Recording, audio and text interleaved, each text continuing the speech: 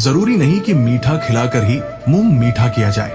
क्यों ना मीठे शब्द बोलकर किसी के जीवन में मिठास घोली जाए। मौन रहकर ही आप जान सकते हैं कि आप कौन हैं।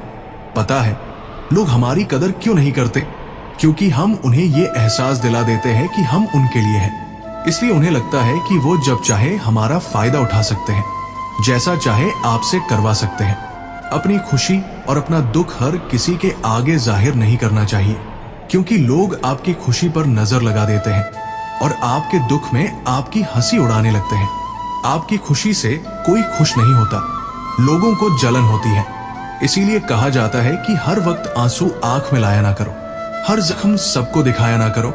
यहाँ लोग हाथ में नमक लिए फिरते हैं, इसलिए अपना हर दर्द सबको दिखाया ना करो। लोग तो बैठे ही है दुखी इंसान को और दुखी करने के लिए, और जो खुश है उसको तकलीफ पहुंचाने के लिए। अपने मन की हालत अपने तक ही रखो, सिर्फ उसे बताओ। जो उसे समझने की समझ रखता हो, रिश्ता उसी से रखो। जो इज्जत और सम्मान दे बिना मतलब की भीड़ बढ़ाने का कोई फायदा नहीं। भले ही आंसू दिल दुखने पर निकल आए, पर किसी का दिल दुखाने के लिए कभी ना निकले। अपने लोग नहीं, अपने कर्म लौट कर आते हैं। आज के समय में कोई अपना नहीं होता, सिर्फ लोग तभी तक अपने होते हैं जब तक उनका कोई स्वार्थ होता है। जब आपका होना और ना होना बराबर हो जाए, तब आपका ना होना ही बेहतर है। समय कभी नहीं रुकता। आज अगर बुरा समय चल रहा है तो कल अच्छा समय अवश्य आएगा। आप केवल निस्वार्थ भाव से कर्म कीजिए और यही आपके हाथ में भी है। जिंदगी में कितने भी दुख आ जाए, कभी उनसे भागना मत, क्योंकि जितनी भी कोशिश कर लो, मुसीबतें आपका पीछा कभी नहीं छोड़ेंगी। इसलिए मुसीबतों का डटकर सामना करो। मुश्किल समय में धैर्य रखना हमारे जीवन का महत्वपूर्ण हिस्सा है। जीवन में कई बार ऐसी परिस्थितियां आती हैं जब सब कुछ हमारे खिलाफ लगता है। ऐसे समय में धैर्य रखना और अपनी सकारात्मक सोच बनाए रखना बहुत जरूरी है। धैर्य हमें मानसिक स्थिरता और शांति प्रदान करता है। ये हमें कठिनाइयों का सामना करने की शक्ति देता है और हमें ये विश्वास दिलाता है कि हर मुश्किल समय के बाद अच्छा समय जरूर आता है। मित्रों, इस संसार में भगवान की इच्छा के बिना कुछ भी नहीं होता है। इसलिए सर्वप्रथम मैं आपको हृदय से शुभकामनाएं देना चाहता हूं कि आप बहुत ही भाग्यशाली हैं, क्योंकि आपने भगवान श्री कृष्ण की प्रेरणा से ही श्रीमद् भगवद गीता के बहुमूल्य विचारों के इस वीडियो को देखने का मन बनाया। मुझे पूरा विश्वास है कि इस वीडियो को पूरा अंत तक देखने और शांत मन से इसकी बातों को सुनने और समझने के बाद आपके विचारों और जीवन में बहुत ही सकारात्मक बदलाव आने वाले हैं। जो कोई भी श्रीमद् भगवद गीता की शरण में आकर भगवान श्री कृष्ण द्वारा बताई गई बातों को अपने जीवन में अपनाता है, वो अपने सभी दुखों और कष्टों से मुक्त होकर अपने जीवन में सफलता और आनंद को प्राप्त करता है। दोस्तों, आपको जिंदगी में जो कुछ भी चाहिए या आपकी जो भी समस्या है, आप श्रीमद् भगवद गीता के अनमोल वचन ठीक से सुनकर समझ लीजिए। आपकी हर इच्छा पूरी होगी, हर मुश्किल आसान होगी और आपका हर दुख दूर होगा। इसलिए आज हम आपके लिए भगवान श्री कृष्ण द्वारा दिए गए अनमोल वचन लेकर आए हैं, ताकि ये आपके वर्तमान और भविष्य के सभी दुखों और कष्टों का निवारण करने में आपकी मदद कर सके। गीता का ये ज्ञान अमृत से भरा है, जो इंसान के मरे हुए मन और जीवन में एक नई जान डाल देता है। मैं गारंटी के साथ ये बात कह सकता हूं कि जो कोई भी इन वचनों को पूरे ध्यान से और वीडियो के अंत तक सुनेगा, उसे अपनी हर समस्या का समाधान मिल जाएगा। उसे वो सब कुछ मिल जाएगा जो वो पाना चाहता है। इसलिए इस वीडियो में एक भी विचार को मिस ना करें और इस वीडियो को पूरा अंत तक सुने। श्रीमद् भगवद गीता का पहला अनमोल वचन ये है कि जहां आपके लिए प्रेम और इज्जत नहीं है, वहां कभी मत जाओ। महाभारत का युद्ध शुरू होने से पहले श्री कृष्ण हस्तिनापुर गए थे, पांडवों की तरफ से शांति प्रस्ताव लेकर। तब शकुनी ने दुर्योधन से कहा, ये कृष्ण बड़ा मायावी है, अगर ये हमारे पक्ष में आ जाए तो समझ लो पांडव हार ही गए। तो इसकी सेवा करो, इसको अपने घर आने का निमंत्रण भेजो, इसे खुश करो। जब श्री कृष्ण हस्तिनापुर पहुंचे तो दुर्योधन ने उन्हें अपने घर आने का आग्रह किया और श्री कृष्ण से कहा, आप मेरे घर में रहिए, मेरा आतिथ्य स्वीकार कीजिए, मेरे घर में भोजन कीजिए। तो श्री कृष्ण ने दुर्योधन से कहा कि दुर्योधन इंसान को किसी के घर तभी भोजन करना चाहिए, तभी जाना चाहिए। या तो उससे बहुत प्रेम हो, या तो हमारे जीवन में कोई बहुत बड़ी आपत्ति आ गई हो। ना तो मेरी जिंदगी में कोई आपत्ति आई है और ना ही तुम्हारा मुझे कोई प्रेम है, तो तुम्हारे घर तो मैं कभी नहीं आऊंगा। तुम मुझे अपने घर बुला रहे हो सिर्फ और सिर्फ अपना मतलब पूरा करने के लिए, और मतलबी लोगों के घर कभी नहीं जाना चाहिए। डॉट। इससे हमको ये शिक्षा मिलती है कि जिसके दिल में आपके लिए प्रेम नहीं है, सम्मान नहीं है, वहां आपको कभी नहीं रहना चाहिए। आपको सिर्फ उसी जगह रहना चाहिए जहां आपकी कदर हो, आपको इज्जत मिले और जहां आपको प्रेम मिले। श्रीमद् भगवद गीता का दूसरा अनमोल वचन ये है कि जिस रिश्ते में मर्यादाएं टूट जाती है वहां सिर्फ सर्वनाशी होता है। कोई आपसे बड़ा है या छोटा है, अगर वो रिश्तों में अपनी मर्यादाओं को तोड़ देगा तो वो रिश्ता कभी नहीं टिक सकता। रिश्ता सिर्फ तभी चलता है जब दो लोग एक दूसरे का सम्मान करते हैं, कदर करते हैं और कभी अपनी लिमिट क्रॉस नहीं करते हैं। जिस रिश्ते में कोई लिमिट नहीं है, एक दूसरे की इज्जत नहीं है, वो रिश्ता आज नहीं तो कल खत्म ही हो जाता है। श्रीमद् भगवद गीता का तीसरा अनमोल वचन ये है कि इंसान के दुख का सबसे बड़ा कारण है उसका मोह। मोह से अज्ञान आता है और जीवन में समस्याएं शुरू होने लगती है। महाभारत में धृतराष्ट्र को दुर्योधन से इतना मोह था कि वह अपने पुत्र को गलत काम करने से भी रोक नहीं सके। धृतराष्ट्र को पुत्र मोह की वजह से धर्म अधर्म का ज्ञान ही नहीं रहा और अंत में सब कुछ बर्बाद हो गया। महाभारत में श्री कृष्ण ने अर्जुन से कहा था, जब ज्ञान की धारा बहती है तो सबसे पहले मोह को नष्ट करती है। मोह को इसलिए नष्ट करती है क्योंकि मोह अज्ञान है। यूनान का सम्राट सिकंदर पूरी दुनिया को जीत लेना चाहता था। एक दिन एक नागा साधु ने सिकंदर से कहा, तू ये पूरी दुनिया जीत लगा, उसके बाद क्या करेगा? क्योंकि इसके अलावा दूसरी कोई दुनिया है ही नहीं। इतना कहकर संत जोर जोर से हंसने लगा। संत की बातें सुनकर सिकंदर को निराशा होने लगी। सिकंदर ने संत से पूछा कि आप हंस क्यों रहे हैं? संत ने जवाब दिया कि तू पूरी दुनिया जीत लगा तब भी तुझे निराशा ही मिलेगी, क्योंकि तू दुनिया को जीतने के मोह में बांधा है, जबकि मेरे पास कुछ भी नहीं है। डॉट। लेकिन मैं हमेशा खुश रहूंगा क्योंकि मुझे किसी भी चीज का मोह नहीं है। सिकंदर ने अभी दुनिया जीती नहीं थी, लेकिन अब संत की बातें सुनने के बाद दुनिया जीतने के विचार से ही वो निराश हो गया था, क्योंकि दुनिया जीतने के बाद कोई और मोह नहीं बचेगा। मोह की वजह से जीवन में दुख ही आते हैं। मोह घर परिवार से हो सकता है, सफलता का मोह हो सकता है, सुख सुविधा और मान सम्मान का मोह हो सकता है। जहां मोह रहेगा वहां दुख तो आएगा ही। मोह जब सफल होता है तो दुख मिलता है, और जब असफल होता है तब भी दुख ही मिलता है। श्री कृष्ण कहते हैं कि जब कोई मोह त्याग देता है तो उसे मेरी कृपा मिल जाती है। मोह रहित व्यक्ति परम आनंद प्राप्त करता है। इसीलिए मोह का त्याग करना चाहिए और जो हमारे पास है उसी में संतुष्ट रहना चाहिए। ज्यादा पाने का मोह रहेगा तो दुख मिलना तय है। श्रीमद् भगवद गीता का चौथा अनमोल वचन ये है कि जो दूसरों के साथ छल करता है उसका अंत बहुत बुरा होता है।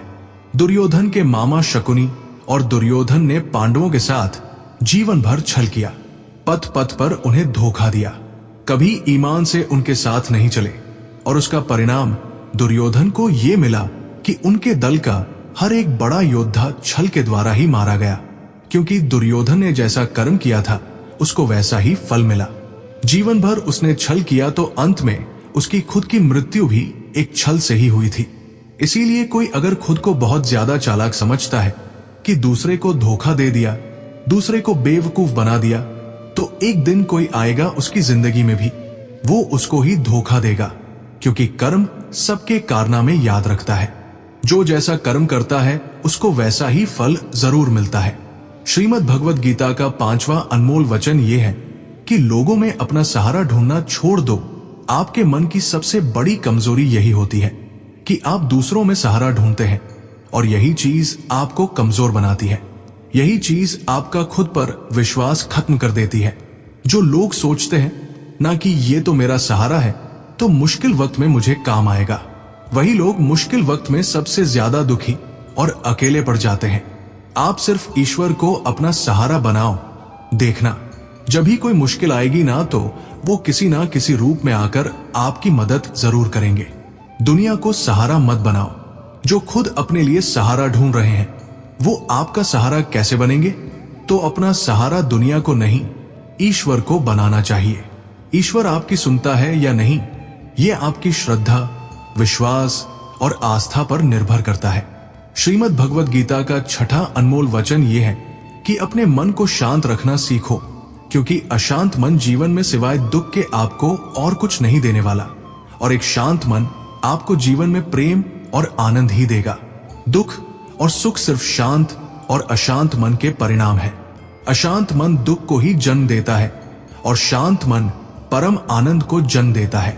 मन में शंकाओं को कभी जन्म न दो, ये शंकाएं मन में गलत फहमियों के पहाड़ बना देती है, जिससे जीवन का सुख चैन छिन जाता है। तभी श्री कृष्ण कहते हैं कि मनुष्य को अपने मन को वश में रखना चाहिए। जो कोई अपने मन को वश में कर लेता है उसका मन उसका मित्र बन जाता है, और जो कोई अपने मन को वश में नहीं रख पाता उसका मन उसका सबसे बड़ा शत्रु बन जाता है। श्रीमद् भगवद गीता का 7वां अनमोल वचन ये है कि जिंदगी में कभी भी खुद को किसी का जरूरतमंद या मोहताज मत बनाओ, क्योंकि जब तक आप किसी के जरूरतमंद नहीं होते तब तक आपको कोई दुख नहीं पहुंचा सकता, कोई आपका फायदा नहीं उठा सकता। जिस इंसान के आप जरूरतमंद हो जाओगे वो आपका लाभ उठाना शुरू कर देता है। जिस दिन आपने अपने जीवन को किसी का जरूरतमंद बना दिया उसी दिन से आपको उसकी गुलामी करनी पड़ती है।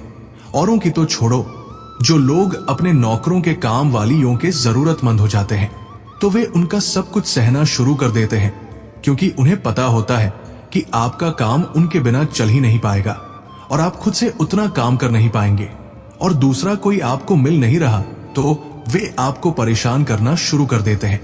लेकिन जब उन्हें यह समझ आता है कि आप अपना काम खुद कर सकते हैं या आपको दूसरे 1000 ऑप्शन मिल सकते हैं तो वे चुपचाप अपना काम करेंगे। अब अगर आप कोई ऐसी नौकरी करते हैं जहां आपके बॉस के गलत होते हुए भी आप उसका सहते रहते हैं तो उसको पता होता है कि आप उसके जरूरतमंद हैं और वो उसका पूरा फायदा लेता है। और जिस घर परिवार में आप रहते हैं अगर वहां भी आप किसी के जरूरतमंद हैं तो वो आपको पूरा चूस लेता है, क्योंकि वहां आप 24 घंटे रहते हैं कहीं और जा ही नहीं सकते। आपके सर पर चढ़कर नाचेगा वो इंसान और आपको पूरी तरह से अपने कंट्रोल में रखेगा। लोगों को बहुत मजा आता है अपने से कमजोर इंसान को अपने कंट्रोल में रखने में। आप चाहे हजारों के लिए अच्छा करो, चाहे हर वो काम करो जिससे उन्हें खुशी मिले, पर ऐसे लोग आपकी गर्दन को दबा के रखते हैं। आप में अगर कुछ प्रतिभा है तो आपके पंख ही काट दिए जाएंगे। हर वो कोशिश की जाएगी आपके साथ जिससे आप जिंदगी में कभी आगे ही ना बढ़ पाओ। किसी का मोहताज होना मर जाने से भी बदतर होता है। आपने कभी गौर किया कि आपकी जिंदगी वही लोग खराब करते हैं जिनके आप जरूरतमंद हो जाते हैं। आपका सारा दुख वहीं से आता है जिसके आप जरूरतमंद होते हैं। जरूरतमंदी सिर्फ शरीर या काम की नहीं होती, सबसे बड़ी जरूरतमंदी तो मन की होती है कि जिंदगी में कोई हमें चाहिए, हमें संभालने के लिए नहीं तो हम खुश नहीं रह पाएंगे। अकेलापन लोगों से झेला नहीं जाता है। फिर कई बार आप ऐसे लोगों से जुड़ जाते हैं जो आपकी इस मन की जरूरतमंदी का पूरा फायदा उठाते हैं। आप उनसे रिश्ता इसीलिए जोड़ते हैं ताकि आपकी जिंदगी में थोड़ी खुशी आए, और वे लोग आपको खून के आंसू रुलाते हैं, आपकी पूरी जिंदगी नरक बना देते हैं। याद रखना, एक बात, माँ बाप के अलावा ऐसा दुनिया में आज तक कोई पैदा नहीं हुआ है कि आप जिसके जरूरतमंद बने और वो आपका फायदा ना उठाए। इसीलिए जिंदगी में कभी भी खुद को किसी का जरूरतमंद या मोहताज मत बनाना। श्रीमद् भगवद गीता का 8वां अनमोल वचन ये है कि अपनी खुशी और अपना दुख हर किसी के आगे जाहिर नहीं करना चाहिए, क्योंकि लोग आपकी खुशी पर नजर लगा देते हैं और आपके दुख में आपकी हंसी उड़ाने लगते हैं। आपकी खुशी से कोई खुश नहीं होता, लोगों को जलन होती है। इसीलिए कहा जाता है कि हर वक्त आंसू आंख में लाया ना करो, हर जख्म सबको दिखाया ना करो। यहां लोग हाथ में नमक लिए फिरते हैं, इसीलिए अपना हर दर्द सबको दिखाया ना करो। लोग तो बैठे ही है दुखी इंसान को और दुखी करने के लिए, और जो खुश है उसको तकलीफ पहुंचाने के लिए। अपने मन की हालत अपने तक ही रखो, सिर्फ उसे बताओ जो उसे समझने की समझ रखता हो। दोस्तों, इससे पहले कि हम नवे वचन पर जाएं, आपसे विनती है कि अगर आपको इस वीडियो से कुछ भी सीखने को मिल रहा है तो इस वीडियो को लाइक कर दीजिए, और अगर आप इस चैनल पर पहली बार आए हैं तो चैनल को सब्सक्राइब कर लीजिए। तो चलिए आगे बढ़ते हैं। श्रीमद् भगवद गीता का नवाब अनमोल वचन ये है कि जीवन में जो कुछ भी होता है वो अंततः अच्छे के लिए होता है, चाहे वो वर्तमान हो, भविष्य हो या अतीत हो। हालांकि ये शिक्षा सुनने में सरल लगती है, लेकिन इसे समझना और स्वीकार करना बहुत कठिन होता है। खासकर जब जीवन में किसी प्रकार का दुख, कष्ट या अन्याय हमारे सामने आ खड़ा होता है, उस समय हमें पूरी दुनिया ही गलत और मतलबी लगने लगती है, और यह विश्वास करना कठिन हो जाता है कि जो हो रहा है वो हमारे भले के लिए हो रहा है। जब जीवन में किसी अपने से हमें चोट पहुंचती है या हमारे साथ कुछ अनुचित होता है तो हमें लगता है कि हमारी दुनिया टूट गई है, परंतु सच ये है कि यही कष्ट हमें और भी अधिक मजबूत और लायक बनाते हैं। ये कठिनाइयां हमें जीवन के सत्य से रूबरू कराती है और हमें ये दिखाती है कि कौन हमारा सच्चा मित्र है और कौन नहीं। ये स्थिति उस बच्चे की तरह होती है जिसे उसकी मां कड़वी दवाई पिलाती है। बच्चे को वो दवाई बिल्कुल पसंद नहीं आती, लेकिन वो दवा ही उसकी बीमारी को खत्म करती है। ठीक वैसे ही जीवन के कठिन अनुभव हमें विकसित करते हैं, भले ही उस वक्त वो अनुभव कड़वा क्यों ना लगे। वास्तव में हम उसी को सच मानकर जीते हैं जितना हमारी समझ है और जितना हमें दिखाया या बताया गया है। लेकिन सच्चाई तब तक पूरी तरह समझ में नहीं आती जब तक हम खुद उस दुख से नहीं गुजरते।